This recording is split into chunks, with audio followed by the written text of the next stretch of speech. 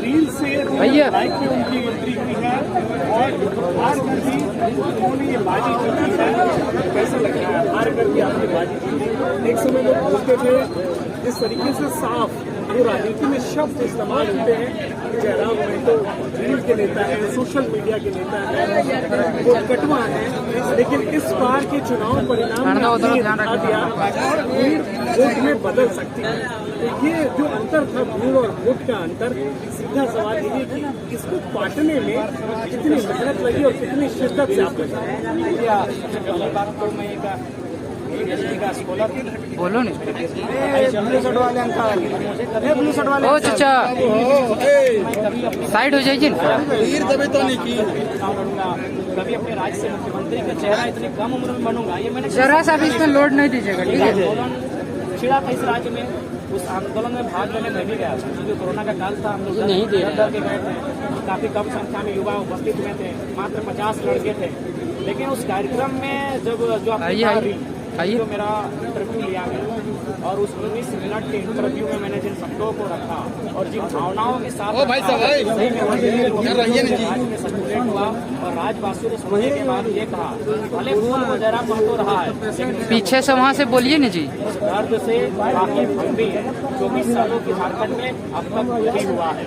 और फिर लोग मुझे सुनने लगे, लोग मुझे सुनने के लिए बुलाने लगे, कार्यक्रम होने लगे, सभाएं होने लगी और फिर हम लोगों ने मानव श्रृंखला रखी जिसमें कोई पॉलिटिकल डर का इंटरफेयर नहीं था। हमने साफ किया दिया था कि भाई अगर लीडर आएंगे तो भैया आपको विरोध का सामना करना होगा।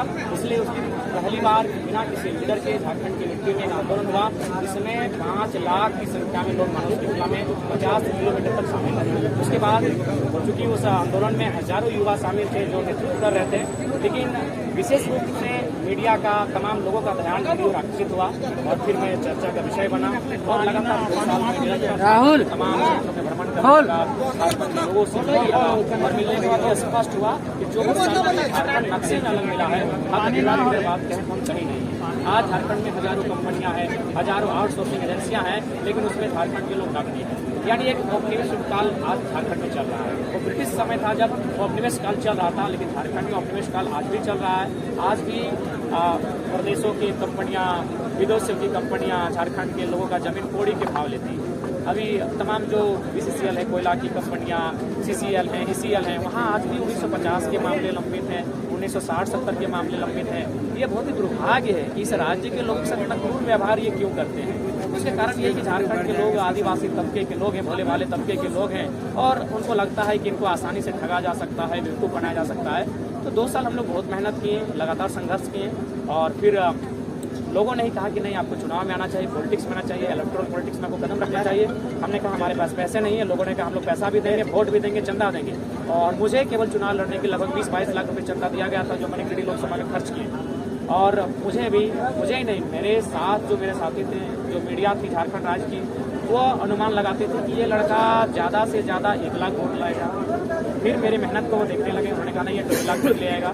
फिर मैं मेहनत करता गया, उन्होंने कहा ये 2 लाख हो जाएगा। फाइनली उन्होंने कहा कि 2 लाख से 1 वोट ज़्यादा ये नहीं लेके आ रहा है। हाँ, ये फ्यूचर का लीडर है, लेकिन 2 लाख से ज़्यादा वोट इस बार लेके नहीं आएगा। सही बात है, एक तरफ इंडिया, एक तरफ एनडीए, उसके अलावा लोकसभा में कुछ है ही नहीं।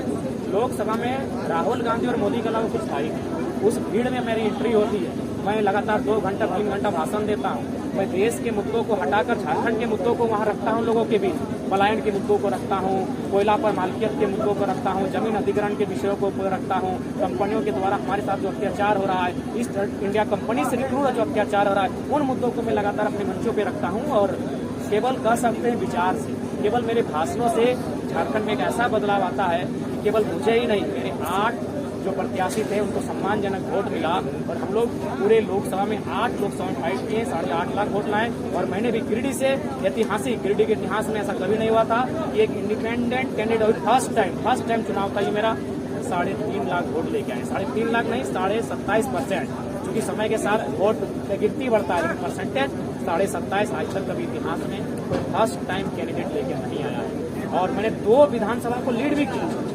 मैंने डुमरी को लीड किया अभी 90,000, जबकि इंडिया और एनडीए मिला के 1,07,000। यानी एक लड़का लड़का जिसको राजनीतिक कोई अनुभव नहीं था, उसने डुमरी में उनको पूरी तरह पटकनी दिया। 90,000 वोट मेरा डुमरी विधानसभा में। गोमिया विधानसभा में 70,000 वोट लेके आया, वहाँ भी मैंने पटकनी दिया इंडिया और एनडीए गठबंधन को। मैं टुंडी में 60,000 वोट लाके उनके करीब था, उनका 70 के आसपास था। मैं बागमारा में और बेरमो में 50,000 के आसपास लाके बिल्कुल मैं फाइटिंग में था। सिर्फ गिरिडीह में मैं 22,000 लाके पिछड़ा, लेकिन कह सकते हैं कि झारखंड की जनता ने हम लोगों पर उम्मीद जताई। उम्मीद जताने का कारण यही था कि शोषित वंचित जनता है। कहते कि 29 साल का लड़का 2 साल के राजनीतिक कैरियर और लोकसभा में फाइट करना और चुनाव जीत ही जाना, ये हमारे लिए जीत है। ये हमारी चर्चा केंद्रीय मंत्री के ऑफिस में होता है, हमारी चर्चा राज्यसभा के भीतर जब लोग चाय पीते हैं वहाँ होता है, हमारी चर्चा अब इस राज्य के बाहर के जो मंत्रीगण हैं उनके मुख से होता है। तो कहीं ना कहीं ये हार कर भी हम लोग जंग को जीत चुके हैं। विधानसभा के चुनाव में और अच्छा करेंगे। और जहाँ तक अगर मेहनत का मैं आपको बताना चाहूँगा, चुनाव मेरा हुआ था 25 मई को, जिसको हम लोग गर्मी का एकदम जोरदार गर्मी 12, 45 डिग्री, 44 डिग्री, 46 डिग्री, उस गर्मी में मैं कंटिन्यू 7 से 8 दिन नहीं नहाया था। 7 से 8 दिन मुझे ब्रश करने तक का मौका नहीं मिला था। मैं केवल सुबह कूला करता था और गाड़ी में ही खाना खाना, गाड़ी में ही सफर होना और 3-3.5 घंटा से ज़्यादा मैं कभी सोया ही नहीं।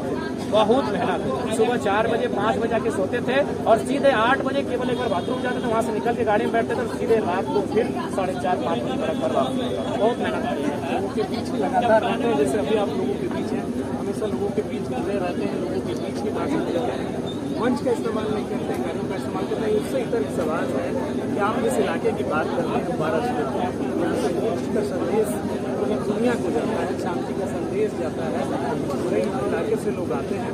उस इलाके से अगर आप देखते हैं 24 सालों में राज्य को, तो राज्य किस स्थान पर आप खड़ा पाते हैं? तो क्या आप लगातार अपने भाषणों में ये बात, ये दर्द रखते हैं झारखंड की जो आत्मा की आवाज़ है? देखिए, कि देश के लोग शब्दों पे विश्वास करते हैं, देश के लोग आंकड़ों पे, डेटा पे विश्वास करते हैं। तो इसीलिए मैं हवाई बात ना करते हुए मैं डेटा की बात करता हूँ। तमाम जो इंडेक्स है, सूचकांक है, उसमें आप दृष्टि डालें, चाहे हेल्थ का इंडेक्स हो या फिर एम्प्लॉयमेंट का इंडेक्स हो या फिर आपके एजुकेशन का इंडेक्स हो, तमाम इंडेक्स में जो झारखंड है वो या तो 22वें पायदान पे है, 24वें पायदान पे है, 25वें पायदान पे है। तो ये तो स्पष्ट कह रहे हैं कि 24 सालों में केवल यहाँ लूटा गया है। और सवाल तब होता है कि अगर कहते हैं कि हमारे गर्भ में अमीरी है लेकिन गोद में गरीबी, यानी खनिज संपदा 40% खनिज संपदा है, 27% कोयला हम अकेले